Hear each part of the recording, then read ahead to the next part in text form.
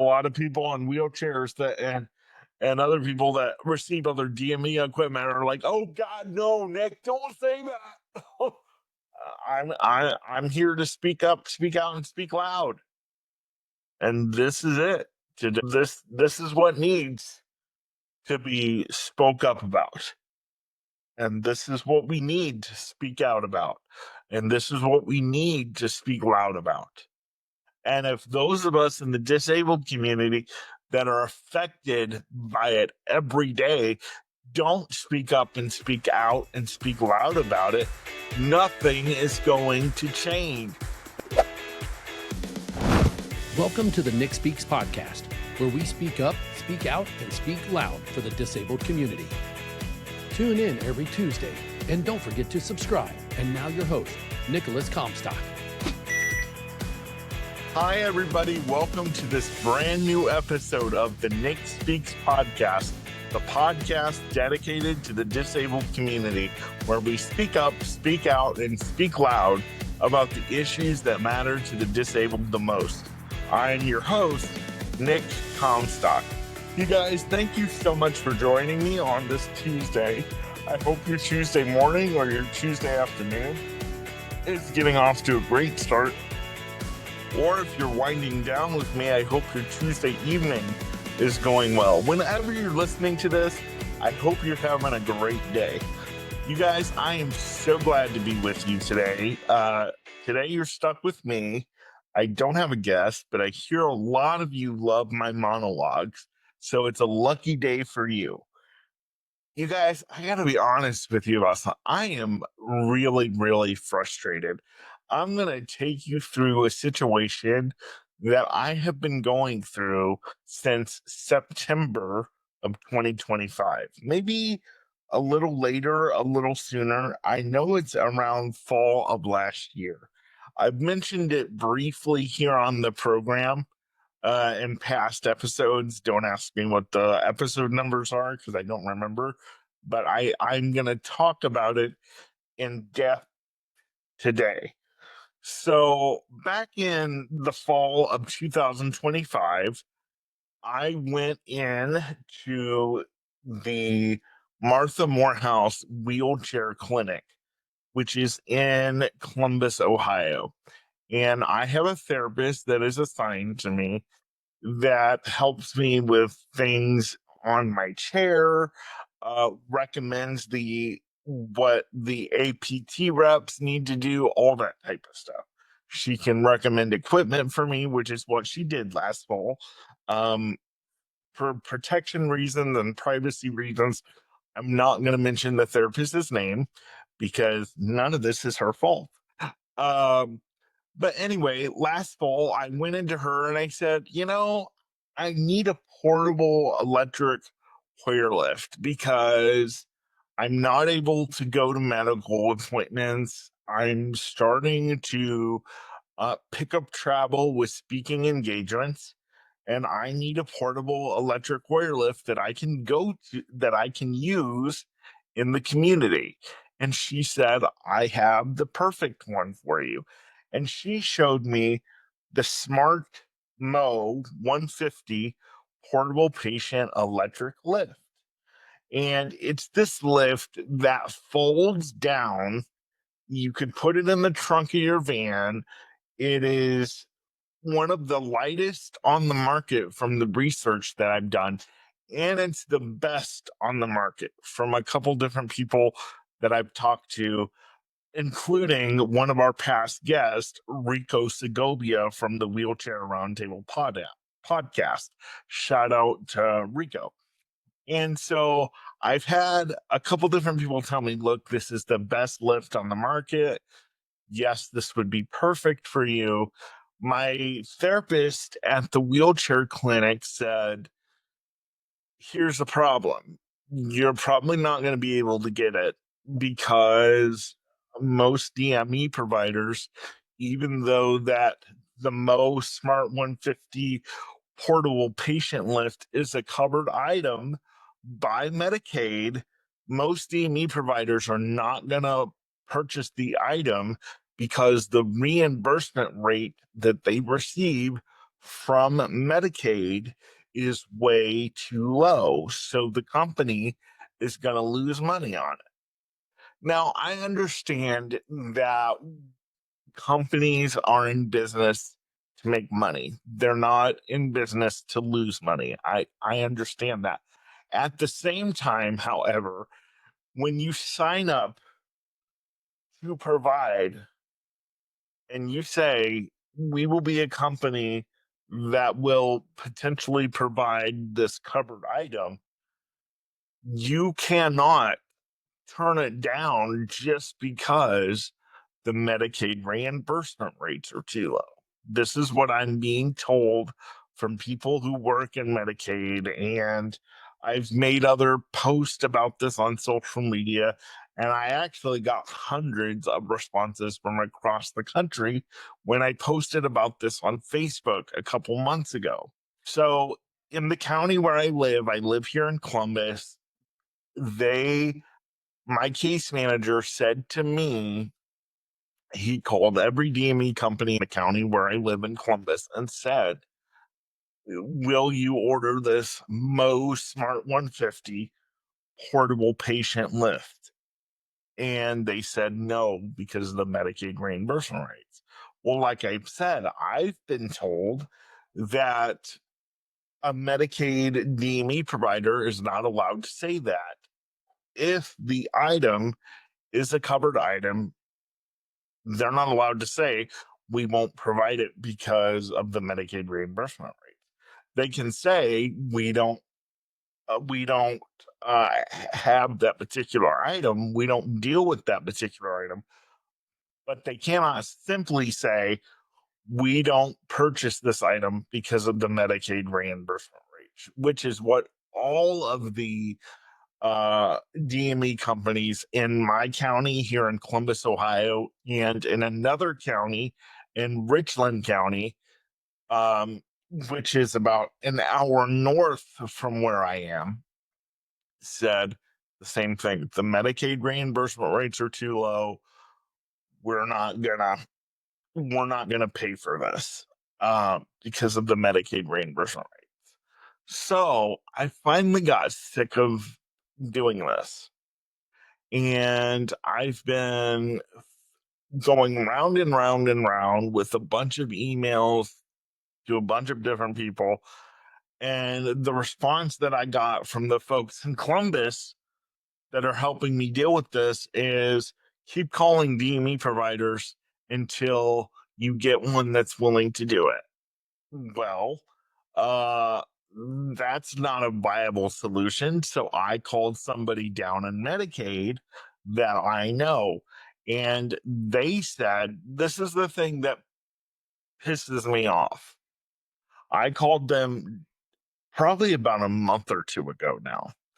And it took the person in Medicaid about 7 days to get back with me, maybe a week or two more, just because she wanted to have all of her information correct. And she's helped me on several different things.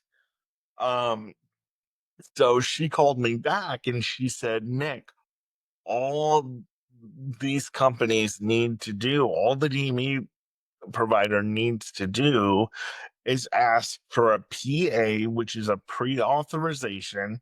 That's a form that says we need more money for this particular item. The reimbursement rate's too low. Now, you just heard me say a few minutes ago that I've been going through this since September, early October, fall of 2025.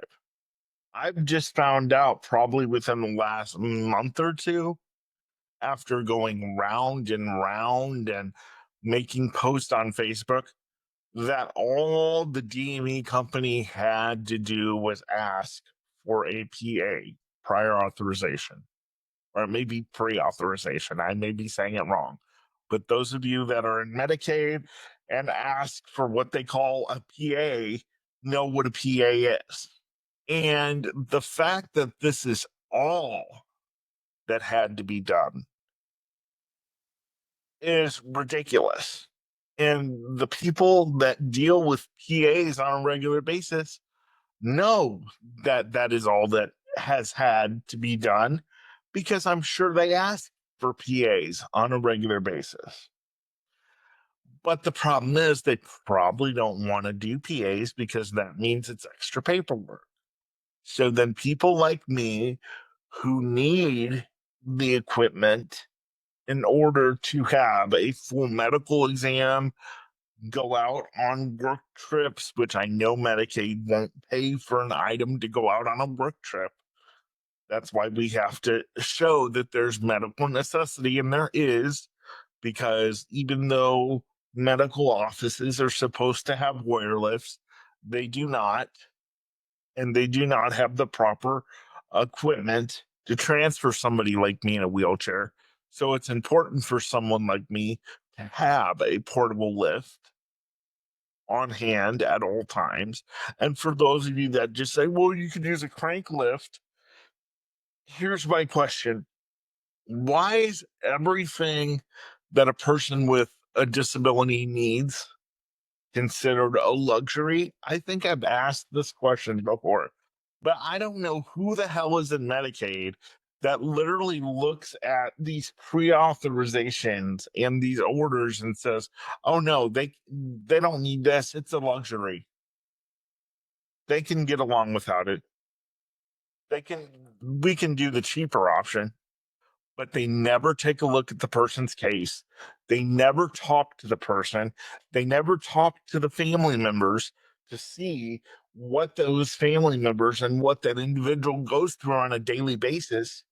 They're just signing a denial letter and they have no idea the effect that it has on the person that they're sending it out to. And why is it that the right hand never knows what the left hand is doing? On Friday, I called Medicaid to say, hey, where are we with this? My DME company is telling me they're waiting to get information back from several people. That's all they're saying. And I'm saying, is there anything I need to do? But they're not telling me anything. And my Medicaid person was like, well, I told your case manager to call them and leave a message and give them a chance to respond. Give them a chance to respond. I've been dealing with this since October of last year, September of last. Give them a chance to respond. We've just finally got the, oh, all you need is a PA. And now you want to tell me, oh, just give them a chance to respond. I'm not upset at the person in Medicaid, but it's just like the ball keeps getting thrown back and forth to one person, to the next person, to the next person. Then it gets thrown back to the same person. And the same person says, well, it's not my responsibility. It's that person's responsibility. And they have to do this. And I haven't heard back from them. And by the time you're done, it's like I should be getting paid a full-time job's wage to just advocate for my own equipment because nobody knows what the hell they're doing. And I know I'm not the only one that's dealing with this. Are you kidding me? I mean, I'm sure that there are people like the lady in Medicaid that helps me, that is wonderful and that really tries to make a difference in the lives of people that are on these programs. But sometimes it's just like these people that are in these programs making these decisions.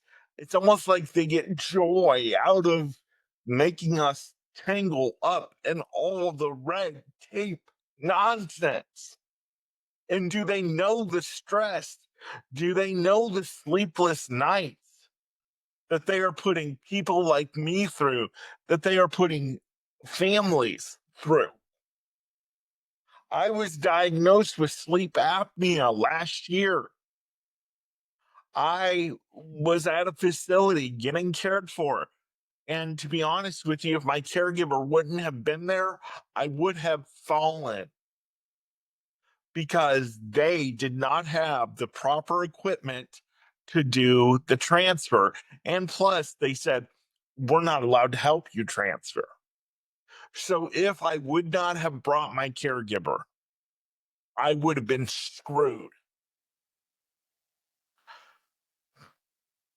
Not to mention the fact that I never received the proper sleep apnea equipment that I was supposed to receive. And so they told me, Nick, you have to redo a sleep study in the lab. I said, why should I have to do that? I never received the proper equipment. Well, that's just what you have to do. And so, because they don't have the proper equipment to transfer me, and I don't want to risk myself falling, I have been waiting to get this lift so that I can go redo a sleep study. So my life has been in the balance since September or October of last year. As far as medical appointments go, and as far as, just being able to go see my family, just being able to go spend the night in a hotel. I deserve that too, just like anybody without a disability.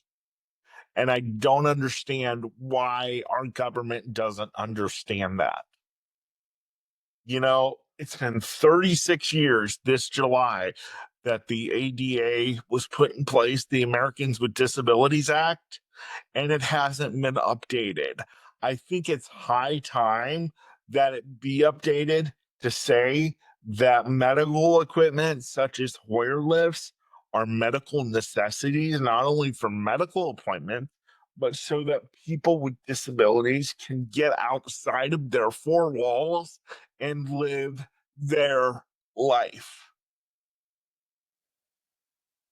Because honestly, I'll say it again, who the hell is making these decisions on what is a priority or what is a luxury and what is not? I can tell you who the hell is making these decisions. Nobody that has someone with a disability in their family. If they do, it's, well, we've always had to make it, so then they have to. Well, not everyone has your spirit of tenacity. Okay. If you're someone in Medicaid who says, I know the red tape is terrible and my family goes through the same thing with my child with the disability, so then why the hell aren't you making change in Medicaid? If your family goes through the same thing and you're one of those family and you're one of those people that is making or breaking the lives of families, denying things, but yet you have personal experience. This is just a hypothetical situation.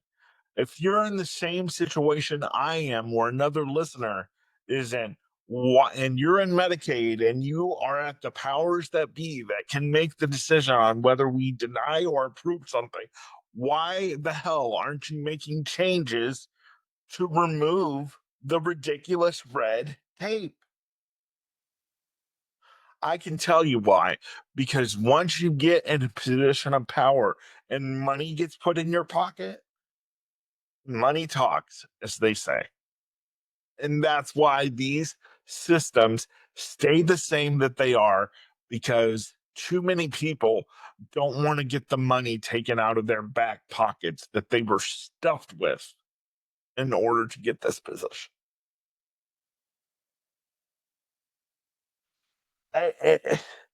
It's just, it's mind-boggling to me, absolutely mind-boggling.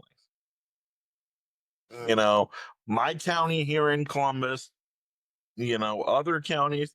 I got to tell you, my county here in Columbus, I've lived here for almost a decade, and it's one of the hardest counties that I've ever lived in. In fact, I've had many people say to me, Nick, your county's great with resources, but I would never go there because it's hard to get anything approved. And it is. It is. I've had I feel like I've had to fight. This is a totally separate issue from the lift. I feel like I've had to fight almost everything. And I know that my case manager is going to call me and be like, what are you talking about? Don't even get me started. um, I was told that an automatic door opener would be a duplication of services because I have 24-hour staff. An automatic thermostat would be a duplication of services. My case manager has since found out that that is not the case. That's the way it used to be, I guess, but it's not the case now. And let me just say this: I love my case manager. I think he's a great guy. None of this is on him. Are there things that he could improve upon? Yes. Case manager, don't call me and ask me what those things are, please. Thank you. Um, it's just so frustrating because I know that my county is not the only county that struggles with getting things approved, or I know that people around the country struggle with getting things approved. When I posted about this lift on Facebook and my struggles with it, I heard stories from all across the country of moms breaking their backs because they never could get their son or their daughter the lift that they needed because they didn't deem it a medical necessity. Who the hell is determined whether who the hell is determining what a medical necessity is? And that's what I'm waiting to find out now. I'm waiting to somebody said to me on Friday, they're like, we're waiting for a doctor to give you a certificate of medical necessity. Well, which doctor are you waiting on? Tell me so I can light a fire under their ass because I need this lift. I've got shit to do. I don't have time to sit here and be sterile in Columbus, Ohio. I mean, how bad is it going to have to get? Everybody likes to sit here and champion the ADA. Oh, yay, the ADA. Oh, so are we just supposed to be glad for something that happened 36 years ago and shut our mouth? That's why these advocates today suck. These advocates today suck, and I'll tell you why they suck. They suck because they are in uh, the powers that be are in their ear telling them what to say. They are regurgitating what the powers that be say so that the powers that be can keep their money in their pocket. I've said this before on this program. I've said this before many times on my TikTok. If you're not following me, follow me at Nicolas Comstock on TikTok. The people who say, oh, yes, we want self advocates. We want you to advocate for yourself, people with disabilities. Don't let anybody stop you. Yeah, you're okay with that until they come to fuck up with your system and tell you what's wrong with your system. And then once they start telling you what's wrong with your system, it's tone it down. You're too entitled. You're asking for too much now. Oh, wait, but I thought you told us to advocate. Oh, but now that we're messing with your money, and now that we're messing with the way your agency runs, our advocacy is no longer of need, according to you, because now we've stepped over the line. But we need advocates who are not afraid to roll over the line. We need advocates who are not afraid to get on their knees if they have to and crawl into their senators' offices once again and say, listen, this is my story. This is what I need. This is what my community needs. And I'm the person to stick up for them. Guess what? We may not have to crawl upstairs anymore in 1990 like those did in 1990, the year that I was born, but we need some people making some serious noise about serious government disability reform because it sucks. And the government disability reform that we need is not more money from the government. How can we be a real advocate wants to know, how can I become more independent from the government instead of more dependent? Because I've said this many times, asking the government for more money and then telling them, but don't tell me what to do with more of your resources. That's not how this works. That's like going to your parent and you're 40 years old and you're still living in your parents' basement. God help your soul. And you're saying, Mom, Dad, I want you to fund every part of my life, but I don't want you to tell me when I can come in and who I can be with and how long I can be out and what I can spend your money on. This is a little bit different. Also, because you've, as a person with a disability, whether you're on a Medicaid waiver or whether you're on Medicaid or Medicare or Social Security, that money has been allocated for you. And the government should be making state and federal it more attainable for you with a disability to become less dependent on the government, whether that's more jobs or whatever the case. I've said it before, 22.7% of people with disabilities are gainfully employed. Why the hell is that number still so low in 2026? There needs to be serious government reform with Medicaid, with Medicare, with waivers, with Social Security, with everything. And we are not going to get it when we sit around and say, okay, we'll accept the crumbs. We don't want to be blacklisted or targeted as difficult. Listen, my county has already told me I'm difficult. Okay. I don't care. I don't care. I was put on my case manager's caseload because I was difficult and I demanded people to do their job and I called out those who weren't. And I don't care about that. This is about my safety, my health, my well being, and my ability to live my life. And I am allocated funds so that I can do that. But for some reason, the government likes to say, well, yes, even though you're allocated those funds, we can't use all those funds for you to live a healthy, fulfilling life. Really? Why?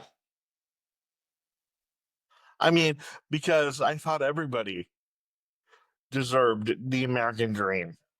I guess the inclusion, the DEI, this is where the inclusion in the DEI failed then, because people with disabilities, I mean, we're only allowed to have $2,000 in savings, and we can't have anything in stocks, bonds, and neutral funds, and um, if we get any help from friends, family, or somebody else, then we have to report the first $65 to Medicaid or to Social Security.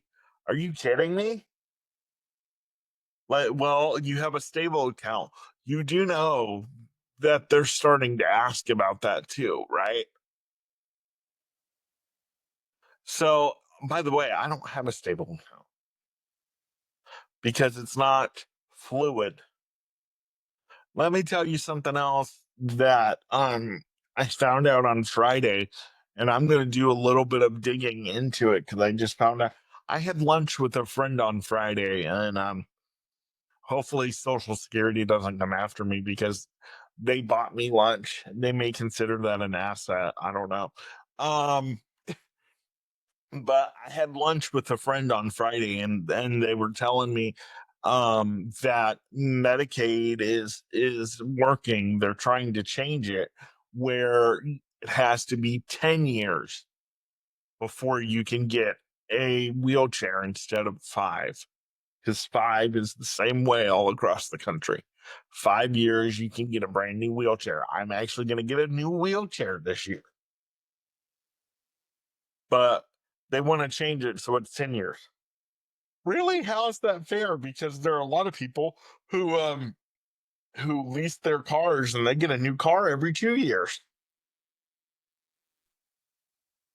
So why can't we get one at least every 5 years? Why does it have to be 10 years? I mean, it's obviously medically necessary that we need it. And do you think that we don't outgrow these things in 5 years? I personally, to be honest with you, I think it should be every 3 years, because I don't know. I've been in this one for almost 5 years and I can barely sit in it without having any pain. And I know I didn't gain any significant weight in the last 5 years. I stay between 263 and 265. That's where I am right now. But yeah, there's just so much red tape, and nobody knows what the right hand doesn't know what the left hand is doing. And somebody has to speak up, speak out, and speak loud and say this needs to change. And Medicaid doesn't get to make these crazy rules. These DME companies don't get to make these crazy rules, especially when they're contracted through a government agency like Medicaid or Medicare, because these DME companies, their position is, well, yeah, you say that we can't deny it because it's a covered item, but who the hell are you to tell us what we can do with our business? Well, when you sign up to do business with a large insurance company like Medicaid, I'm pretty sure they have a hell of a say. I'm pretty sure Medicare has a hell of a say when you contract to do business with them. If you don't want to follow their rules or their guidelines, get out of business with them. I know a lot of people on wheelchairs and other people that receive other DME equipment are like, "Oh God, no, Nick, don't say that." I'm here to speak up, speak out, and speak loud, and this is it today. This is what needs to be spoke up about, and this is what we need to speak out about, and this is what we need to speak loud about. And if those of us in the disabled community that are affected by it every day don't speak up and speak out and speak loud about it, nothing is going to change. That's why this podcast is here. That's why I do my TikTok. So I'm going to keep you guys posted on what happens with the Mo Smart 150 portable patient electric lift. As of this recording on Tuesday morning, I was told on Friday that we're still waiting on several documents. I don't know what those documents are. I have no idea. I have a feeling that the people that are still waiting on them have no idea what the hell they're waiting on either. Because if they haven't been able to tell me, how the hell do they know? So, yeah, I'll keep you guys posted on this, but this is ridiculous.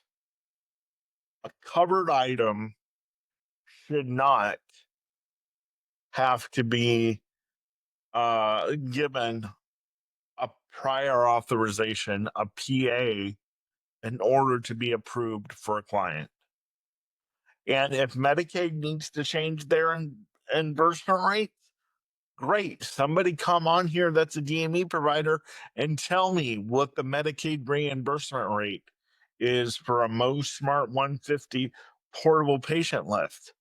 And if you break down the math for me and you tell me this is why most DME companies won't provide it, and this is the pre-authorization, this is why we don't like getting, this is why we don't do pre-authorizations, because of all the paperwork, then that come on here and tell me that, come on here and tell the world that, so that we can speak up, speak out, and speak loud and get this system changed and in the right direction that it needs to be in.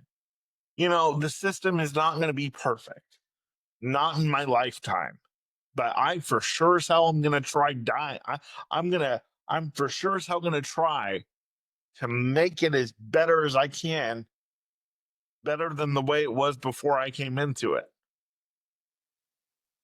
And I hope that's what a lot of you advocates want to do, because honestly, like I said earlier in the episode, a lot of you advocates are weak.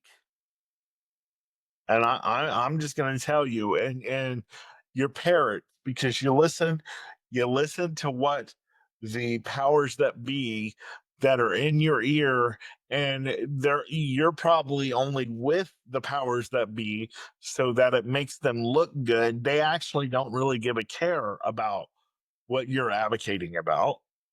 They only care about what you're advocating about as long as it doesn't make them lose any money. Get that in your head too. Anyway, I will keep you guys posted on what's going on with this Mo portable Smart 150 portable patient lift. And if anyone that is in the company of this lift would come on my show, or maybe, hey, you could give it to me free and I'll sponsor you. You can be a sponsor if the lift ends up working out for me. And you know what? Here's the thing I've said several times. I've said I'm not a brand whore. If there's a better lift that works for me instead of the Mo Smart 150 portable patient lift, then let's find that one. But I've been told more than once that this is the best lift, if not one of the best lifts on the market. And I should be able to have the best. And it's a Medicaid covered item. So obviously, Medicaid says it's the best. So if my insurance says they'll pay for it, then there should be no problem. But apparently there is, because there's all this red tape that I've had to go through. And it's ridiculous. Anyway, rant is over for this Tuesday morning, but I just wanted to share with you guys where I've been and what I've been going through. And hopefully by the next time I do one of these monologues, I'm going to try to do one monologue a month, but I don't know, because I really hate doing them. But this one felt right to do today. In the next couple weeks, we will have guests, so stay tuned for that. I have great guests coming up. You don't want to miss those episodes, and I will keep you guys informed about what's happening with the Mo Smart 150 portable patient lift. And if anyone who provides this lift, or who is at the company that provides this lift, would please reach out to me at nickspeaksofficial@gmail.com, or go to my website at nickspeaksofficial.com and just say, hey, we heard your episode. We would like to help you out. Great. I would really appreciate it. The problem is we need the insurance to pay for this, because we need a company to be able to perform maintenance on it. So that's why, unless, a company reaches out and say, hey, we'll give you the lift plus do the maintenance for you as long as you sponsor us, then, that's something we can work out too. but I'm just saying, I want to hear from parents and family members who have had to fight Medicaid, Medicare, waiver systems, Social Security. I want to hear from y'all because I'm told all the time, I know I'm not the only one. And I actually want to find out that I'm not the only one. So if you're dealing with certain issues, getting stuff approved, come on here. Let's talk about it. Let's change the system one approval at a time. And let's not stay quiet when we know we deserve and what we uh we need. There's no way to get around it. So let's not stay quiet. Let's speak up, speak out, and speak loud. And especially for those who can't, let's get those who can't the systems and the services that they need. And let's begin a new disability revolution. I feel like we need to have a new, I was born in 1990. I was born in March of 1990. So I was not, I as a Christian comedian Mark Lowry says, I was barely developing eyelids when when the ADA was formed and passed. I was born in March of that year, and the ADA was passed in July. So I really feel like we need a disability revolution, and I feel like the ADA, whoever's listening to this who has the power to do so, I feel like the ADA needs to be sincerely looked at and updated because it hasn't been updated in 36 years. And let's start this disability revolution and not be quiet until we get the system that we want and we deserve. All right, you guys, thanks for listening to this episode. This is the Nick Speaks podcast, the podcast dedicated to the disabled community, where we speak up, speak out, and speak loud about the issues that matter to the disabled the most. I am your host, Nick Comstock. I will see you next week. Bye-bye. Thanks for tuning in to the Nick Speaks podcast, where we speak up, speak out, and speak loud for the disabled community. If today's conversation resonated with you, please like, subscribe, and hit that bell so you never miss a new episode. You can find Nick across all platforms by visiting his Linktree in the show notes. And please leave a comment to join the conversation. Until next time, keep speaking up, keep speaking out, and keep speaking loud.